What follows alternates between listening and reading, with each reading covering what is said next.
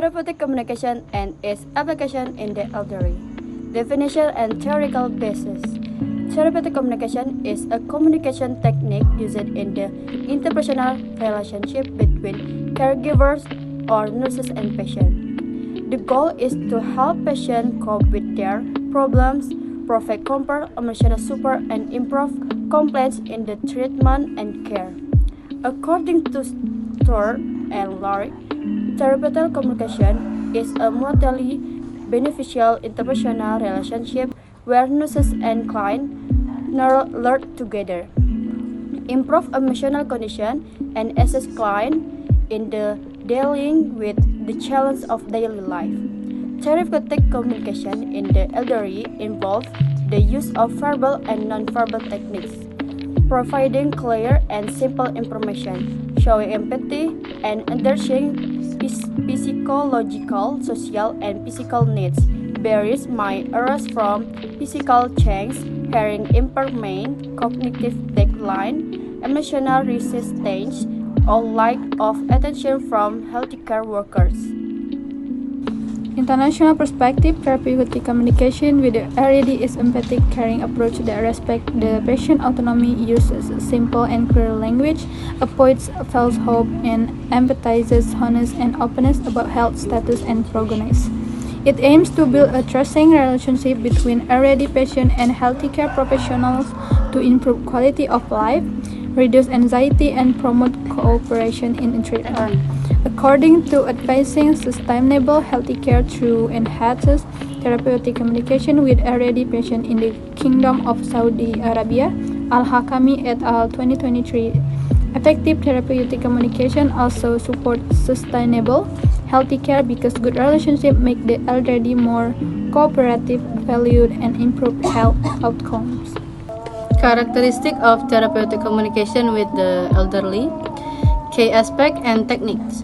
First is simple and clear language. Avoid medical jargon or long complex sentence.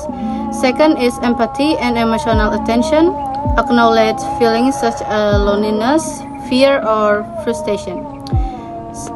The three is verbal and non-verbal approach. Use gestures, facial expression, tone, and eye contact. Non-verbal communication is often crucial if hearing or cognition is impaired. 4 is respect for autonomy. Involve the elderly in care decision. 5. Validation of feelings and life experience. Listen actively, acknowledge experience, and avoiding belittling. 6. Repetition and clarification. Repeat important information and ask the patient to restate it. 7. Use time patiently. Allow extra times for response. Next material is benefits or impacts of therapeutic communication in the elderly. There is a few of them. First is reduce anxiety. Example, like studies in community health centers found that therapeutic communication significantly lowers elderly anxiety. Second is improve patient satisfaction with healthcare service. Third, enhance adherence to treatment or care as patients feel respected and understand instruction. Fourth, support physiological and emotional well-being, reduce loneliness, frustration, and resistance. And the last is overall, therapeutic communication improve physiological well-being, reduce anxiety and depression, fosters trust, increase treatment adherence, and enhance quality of life. Barriers or challenge in English: physical impairments, hearing loss, vision decline, cognitive decline, memory problems, difficulty understanding instruction, emotional resistance, fear, frustration, loss of control. Environmental factor, noise, lack of privacy, healthcare system barriers, limited time of staff, lack of resources for communicating training. conclusion, therapeutic communication is an interpersonal communication method designed to help patients not only medical but also psychologically and emotionally. For the elderly, it is essential due to physical and cognitive limitation and their need for emotional and social support.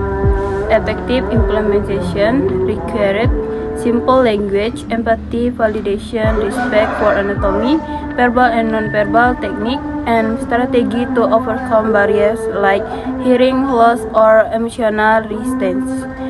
With good therapeutic communication, elderly patients experience lower anxiety, better adherence to treatment, and improved quality of life.